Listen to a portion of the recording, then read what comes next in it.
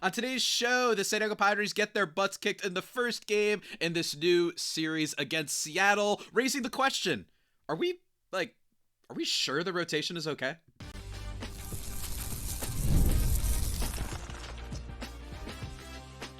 You are Locked On Padres, your daily San Diego Padres podcast. Part of the Locked On Podcast Network, your team every day. Greetings, ladies and gentlemen, and welcome to another edition of the Locked On Padres podcast, which is part of the Locked On Podcast Network, your team every day for Tuesday, August 26th. As always, I'm your host with sometimes the most, Javier Reyes, and I've been covering this team for almost 6 years now for not just this podcast, but also various other outlets, including justbaseball.com, chief among them. Today's episode, guys, is brought to you by FanDuel. Football season is right around the corner. Can't wait, by the way. Visit the FanDuel app today and start planning your future bets now. Go check that out. And go check me out on the socials, Twitter/X and Blue Sky at Javipeno, JAVIIPENO. With any questions, comments, or concerns you might have. Today's show, guys, we are recapping last night's game, talking about some of the, let's call this a little bit of a check-in episode. You know what I mean? A nice little check-in about a lot of things relating to the Padres, especially when it comes to their rotation, etc., etc. And then, of course, I'll preview what we got cooking for the rest of the week because, boy, are we cooking. At least a little bit. I think we are. We'll have to see. But let's begin. Yesterday's game, the Padres lose. I did say that they got their butts kicked. The final score doesn't exactly illustrate that, right? But they kind of did get their butts kicked. Let's just be honest. They really kind of did. But the final score of 9-6. Seattle just, first of all, shout out to Cal Raleigh. 50 home runs, the most by a catcher ever in a single season in MLB history. Really great stuff. I'm somewhat honored that we are now once again kind of, what's it called, privy or witnesses to history. We are on the back end of the history. But some of the ones that come to mind is the Bartolo Colon home run, the Tyler Gilbert first start. I don't think this is talked about enough, that a guy had his first career start against the Padres and no-hit them. And then now this. But Cal Raleigh, really great. And again, this is a good Seattle team. So part of me is like, I'm not going to start freaking out if they blow a series or / struggle in a series against a team like this. Seattle's pretty good, and their lineup has improved over the course of the year, and Cal Raleigh might be the MVP this year, which is nuts, especially for a catcher. But he homers to start off the game. You know, and it stinks because at one point the Padres are up in this game 4-1 after you get some home runs from some big players. Gavin Sheets with a solo shot, Jake Cronenworth with a solo shot, who I debated with my guy Big Jim Grease on Friday's episode. If you want to hear about that, go check that out. A little debate between Arráez and Cronenworth. And then Tatis hit a home run in this one, man, making it 4-1. But then it got bad. Jorge Polanco homers at the bottom of the second. J.P. Crawford gets a sacrifice RBI. And then bottom fifth, things fall apart, specifically with the bullpen and David Morgan, giving up 5 earned runs. Look, a lot of stuff. And frankly, right after that, the score is 9-4. Who cares about the rest, aside from Romulo Laureano's solo shot? Really, really cool. Arráez also 2 for 5 in this game, by the way. I'd be remiss not to mention that since I've been hard on him lately. But let's first mention David Morgan.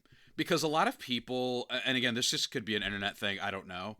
But it feels like there's been a lot of reactions lately with how Mike Shildt has deployed the bullpen, right? You had Saturday's game, in which Adrian Morejon was warming up, and they chose not to bring him in, and Jeremiah Estrada gets absolutely bombarded, right? And basically blows the game. And considering that the previous day, I'm sorry, it wasn't Saturday's game. I'm sorry, Sunday's game. And then the previous day, Jeremiah Estrada also gave up a home run to the Dodgers. It left a lot of people wondering, like, Shildt, what are you doing? You know what I mean? And I think that with this game, I think that this is a better example. I relate and emphasize and actually somewhat agree with the criticisms of Shildt's decision not to bring in Adrian Morejon on Sunday. That being said, with this game, David Morgan, I don't want to hate on this because here's the thing. David Morgan heading into last night had a 1.72 ERA and has been quietly one of the best developments for the Padres this year. The fact that they just could like pull this guy seemingly out of thin air, right? Like this is a guy who changed his arm slot, his velo increased. Very, again, one of the things that I love talking about with the Padres when it comes to their bullpen and their pitching is that they're starting to, in my opinion, deserve attention for being one of those teams that you should just expect will just develop good talent, right? Particularly with bullpen and starting pitching, right? That they're going to find a way and they'll be better. You know how everybody goes to the Dodgers and everyone's like, oh, Yep, that's a 30 home run guy now, like Teoscar Hernandez last year. Or, yep, Michael Kopech's going to be amazing, like last year, right? Failed guys that you just expect good organizations, they're just going to turn them around because they're good organizations. I think the Padres, David Morgan is a good example of that. But unfortunately, gives up 5 runs, gets absolutely obliterated in this one. 2.87 ERA on the season. Should Shildt have taken him out is the big question of this game. And my response to that is, first of all, I mean, it's hard. I don't like that question because JP Sears only goes 3 2/3 in this game. We're going to talk about starting rotation in a little bit more depth in a second, but he only goes 3 2/3 in this game. I think people don't understand that you can't just keep using bullpen from the 4th inning on for like every start. It's just not going to work. In a playoff series, maybe, right? In a playoff series, because there's not as many games, but we've still got 30 games or so left on the season. And the Padres are still in a fight for first place. He can't just blow up the bullpen every day, right? Could he have used someone else? Sure, but who do you want him to use? Yuki Matsui? He hasn't been very good. Wandy Peralta? Yeah, maybe you bring in Wandy Peralta sooner. Maybe you could have done that. Sure, I understand that. But all in all, I look at this and say, I'm not going to criticize a manager whose starting pitcher got blown up in the 5th inning. What do you want him to do? Bring in Mason Miller in the 4th inning, right? Like, that doesn't make a lot of sense to me. So all in all, I know people have been really on Shildt lately. I really need to emphasize that this is going to be the 2nd year in a row that the Padres have probably had their best win total with a manager that was hired by AJ Preller. And I just don't think that that's too much of a coincidence. I think he deserves a little bit of leniency, even if I disagree with some of his decisions. So yesterday, David Morgan struggled. But again, what do you want him to do? This guy has a 1.7. He's been great. So you say, get us through this inning and then we could bring in Wandy. And he couldn't. And unfortunately, he didn't just give up 1 run or give up a couple. He basically lost the game entirely for them, literally getting tagged with the loss. So again, I just want to emphasize with everybody, leave your comments below if you disagree. But I just want to emphasize that when everyone complains about bullpen sometimes, I just question, well, what do you want him to do? So you want him to use Suarez and Estrada and Adam and Monahan and all these guys starting from the 5th inning on? Cool. What happens tomorrow then? That would be my response to that. What happens tomorrow? What happens tomorrow in a start? By the way, tomorrow as in now today. What happens if, say, Dylan Cease, who starts today's game, gets lit up? Which is not all that crazy, right? We know that absolutely could happen. Then what do you do? Right? And that's my issue, right? We're not at the end of the season yet. We've got some games left. And remember, we've got some easy opponents left. So let's lay off Shildt when it comes to that. There's some other things we got to talk about with Shildt for sure that I have beef with, but we got to take a quick second, guys, to hear about one of our sponsors.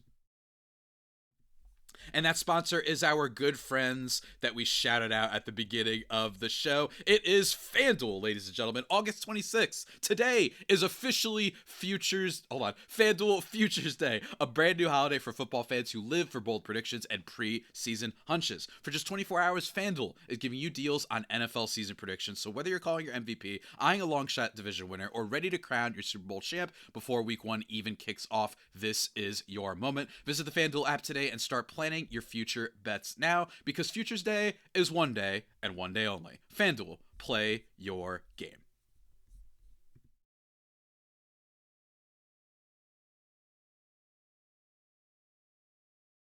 And just like that, everybody, we are back here thriving and vibing on the Locked On Padres podcast. Remember, follow me on the socials at Javipeno, JAVIIPENO, Twitter/X, and Blue Sky. I want to give a shout out real quick, by the way. It's a common questionnaire person on the show, Rama Murdy. I don't know if he's listening to this, but he actually told me he usually sends a question every week, but he's going through some personal stuff that I heard about. I'm not going to share all the details, but thinking of you, my man. Everybody sent him some kind words. Life be rough sometimes for a lot of people out there. So shout out to you, my friend.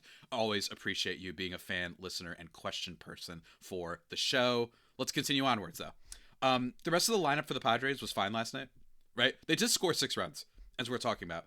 Tatis smiling in the dugout, 2-run home run.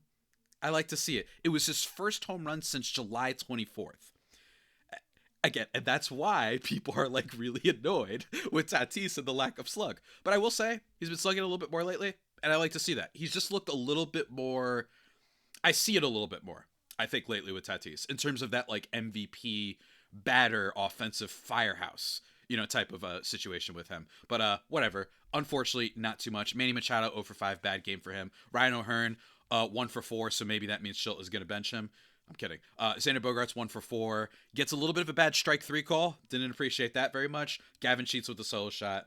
Freddie Fermin with a walk. Jake Kerner with the solo shot. He goes 2 for 4 in this one. Offense for the Padres was fine. And also Luis Arraez had a double, by the way. So really cool with him. I think that the offense for the Padres, there are still some questions, right? Xander Bogaerts, I think it's time to just bring up, like, it's just fair to bring up that Xander Bogaerts has struggled a little bit as of late. He had that great 2-month stretch, right? He was one of the 20 best players in baseball. When you combine his speed, when you combine his walk rate and the fact that he slugged a little bit more, right? In the month of June, 789 OPS, month of July, 783 OPS, and 22 games in August, 703. He just hasn't been hitting the ball well. Maybe he's getting a little bit unlucky, but he's looking a little bit more like the Bogaerts from before. So hopefully he could get back to that. I still think that all in all, Bogaerts has had a much better season than I think we could hope for, right? Because at the beginning of the season, we were like, oh my God, this is a nightmare.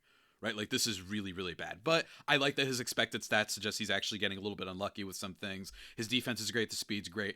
Again, I still maintain my belief. It is a failed, not great contract. But I do believe that he can at least be a good player, right? And that's what, to me, is most important at this point, at this juncture. Anyway, J.P. Sears, though. Man, oh man. J.P. Sears. Whew. Oh man. Not great. Not great, man. Here's the thing. Let's talk about the Padres rotation. Because I am still a believer that when healthy, this rotation can win a World Series. I do. But it's not going to be the strength of the team, right? We know that that's not going to be the strength of the team. The strength of the team is their rotation. But for me, what I look at with the Padres right now is it is a little bit scary. They are hanging on. It's a little bit more of a tightrope, I think, for them to walk right now with this current starting pitching rotation. And with it, you look at this rotation right now, there's basically nobody that you feel great about every time other than Nick Pivetta, right? Because Michael King is hurt, and I think when Michael King comes back, he's going to be pretty good, right? But the inflammation, all that stuff, he got hurt. That's just the bottom line. Then you have Dylan Cease, who is the living embodiment of a Russian roulette starter, right? This guy cannot make up his mind about whether or not he wants to have a good season right before free agency or not, right? It's just one of the more frustrating pitchers in baseball, right? He has that. Remember when he had that good stretch? And I was like, oh man, July, folks. July. He was starting to show some potential. I was excited. In the month of July, in fact, he was rocking, what is it? He had oh God, he was bad in July. I changed my mind. Well, he had a couple of good starts, I should say, in July, right? As of recently.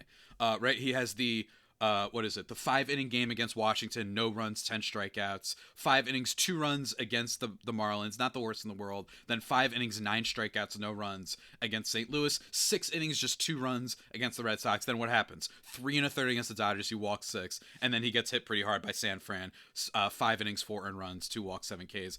He's Russian roulette. Like I said, like sometimes you get a good start, but it's really not worth it at this point. It's not even like he gives 7 innings at 11 Ks. He was reminding me a little bit of, I don't know if everybody remembers, baseball fans, Kyle Gibson was a guy back in the day. He played for the Twins. He played for the Phillies a little bit, but Kyle Gibson was the ultimate Russian roulette starting pitcher where you just never knew what you were getting out of him every other week. And he was a classic fantasy football or fantasy baseball, football, like kind of pickup guy. Everyone picked him up at their team at some point because he had 2 great good starts, and then he faces the A's and gets blown up for 8 runs in 4 innings, right? Like that's just what he's been. That's kind of been like what it's been watching Dylan Cease this year.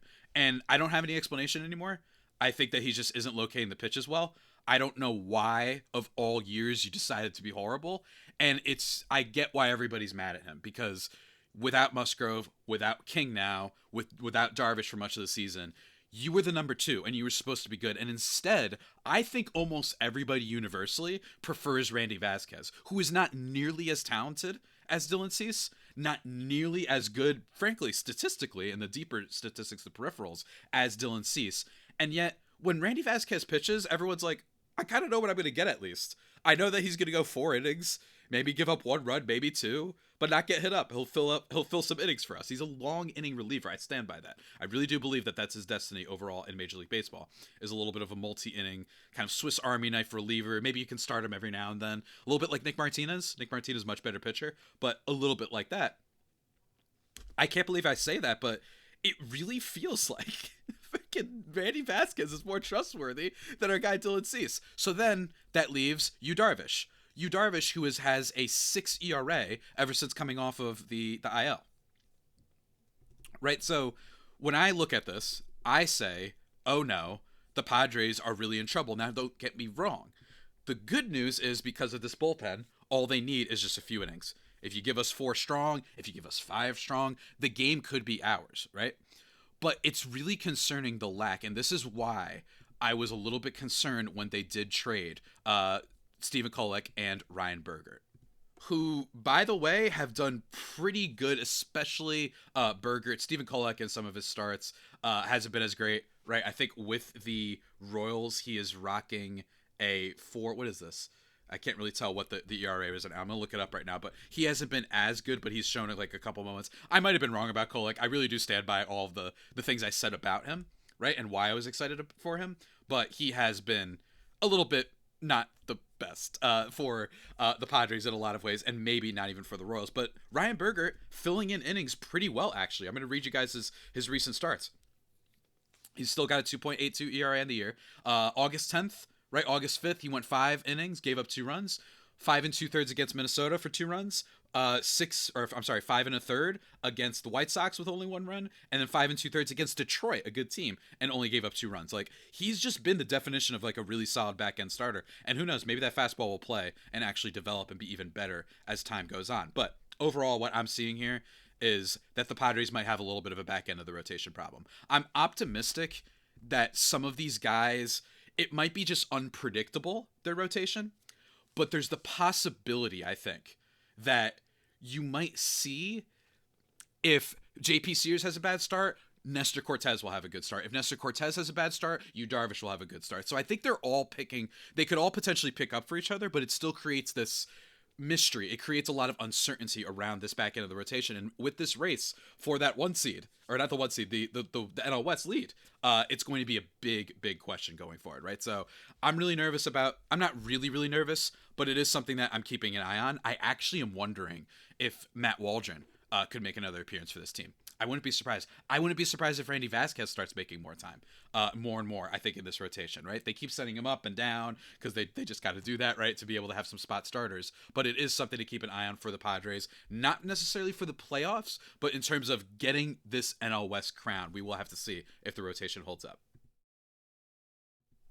But you know what does hold up, folks? The folks over at 5 Hour Energy. It's time to fuel up and turn it up with 5 Hour Energy Transfusion. This grape, ginger, and lime flavored shot brings the iconic taste of a golf course favorite to a non-alcoholic boost. Perfect for sinking birdies or making great memories with friends. It's a hole-in-one for your energy game. Whether you're out on the course or just need a little extra push to power through your day, 5 Hour Energy Transfusion delivers the clubhouse flavor you love without ever leaving the green.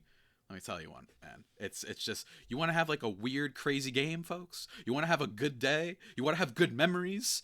They're helping you out, guys, because golf, and frankly life, is all about good times with good people and good flavors. The grape, ginger, lime flavor of 5 Hour Energy Transfusion gives you the best parts of your clubhouse go-to without leaving the course or chasing down the beverage cart. And now you can amp up the fun even more. Just buy, snap, and enter for a chance to win a dream golf trip for 2 to any golf tournament in the USA, with the exception of the Masters Tournament. Tee up that trip. Visit 5hewin.com for full rules and entry. No purchase necessary. Ends October 31st, and time flies, so go check that out before it's too late. We love you, 5 Hour Energy. Let's go!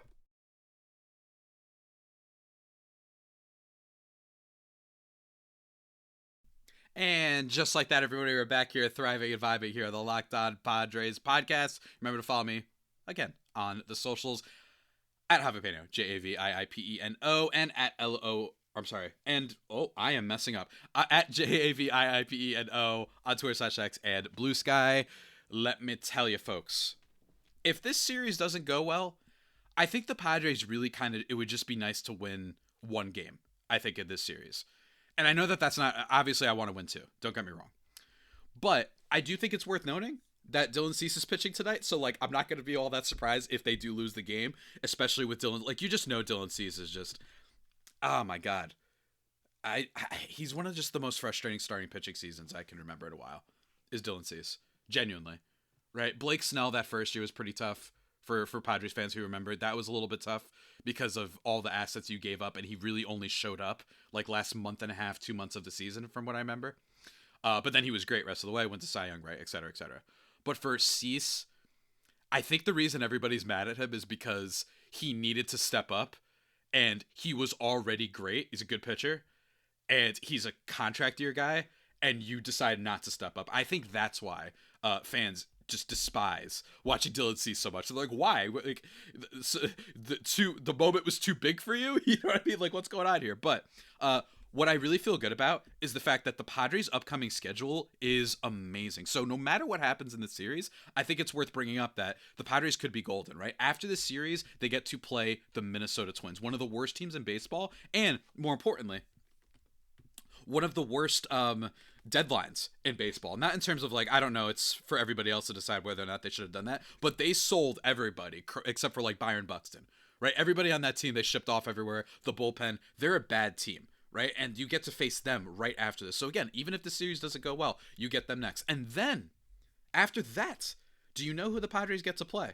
After the Twins, they get to play the Orioles, another team that's really, really bad. And then guess who they get after that? The Rockies, who are historically bad. And then you get the Reds, a team that is trying to potentially make the playoffs in the wildcard spot. Not a great team, but, you know, that's like, if you have to face a good team, 68 and 64 at this time, it's not that bad. And then you get the Rockies again for 4. So that's why I'm not going to freak out. I'm a little bit worried about the rotation, don't get me wrong, as we talked about for much of this podcast. But I'm not freaking out about, let's say, if they lose, if they only get one win over these next 2 days. I honestly think that that's okay. Right? And we're going to be watching the Dodgers, I understand, keeping in tune with them. But you really just, you have to, it's not in your hands right now. And this is the reality, right? You didn't win that last game against the Dodgers. You got swept by them in the first place. So this is just what happens. But I just want to cheer everybody up that this schedule is really, really amazing, right? In August, they really only face 2 good teams, right? The Reds, who are like good, I wouldn't say amazing, but good team. And then you have the Mets, who we'll see. They face 3 good teams, my bad. And then the Brewers, although I'm not scared of the Brewers at all. Regular season I am, but maybe not here. So it's good news. It's good news. The last thing I want to talk about really quickly is a little bit more Luis Arraez slander. I understand he went 2 for 5 yesterday. That was cool. God, I hate his plate approach. We're going to talk more about him, I think, on tomorrow's show. I want to talk about what I want to do it in a little bit more of an introspective, thematical, just kind of under the surface about Luis Arraez. I don't want to just talk about stats with Luis Arraez, although that is important because this is sports and that's what we need. It's baseball, right? But I also want to talk about why I think Luis Arraez, the discourse around him is just as sure a sign that as a society we're headed for oblivion. You know what I mean? I got people responding on this channel being like, he's a great hitter. He gets on base. It's like, no, he actually literally doesn't. We look at his OBP. It's like 317. That's not great, right? You know what I mean? And people are just like, I don't care. He's a 3-time batting champ. Here's what I think is interesting, though. And again, I have to repeat this so many times for you guys. I want Luis Arraez in the lineup. I would like him on the bench. That would be a little bit more of a dream. But I don't mind him starting. What I really am upset about is that he's hitting second. And here's a little number for you. The Padres this year rank 13th in WRC Plus among all major league teams. That's better than teams like the Astros, the Rays, the Braves, oh God, I'm mentioning bad teams right now, but you get my point, right?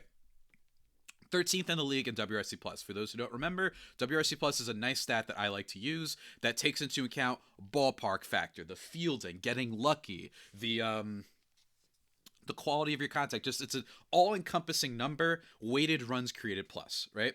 And I like using it. And 100 means you are league average. And everything above that is the percentage points you are better than the average player. And everything below that is how many percentage points you are worse. So say if Luis Arraez has a 102 WRC plus, he's 2% better than your average major league hitter, which is fine, right? Whatever. But I'm just saying. The Padres are 13th. That's pretty good. That's pretty good for a team, by the way, that for the majority of this season has really struggled with their offense. Remember when Manny Machado and Tatis were the only ones that showed up the first month of the season, and then Tatis fell off a cliff, and then it was only Manny Machado, and then you were just hoping that Gavin Sheets would save the day, and he did for the most part. But they're 13th in WRC+, so they are in the upper half of teams when it comes to their overall offense, and I think that's impressive considering that they only got the full lineup after the trade deadline with Laureano, with Freddie Fermin, and of course with our boy Ryan O'Hearn. But interestingly enough, the Padres are 22nd in total runs scored.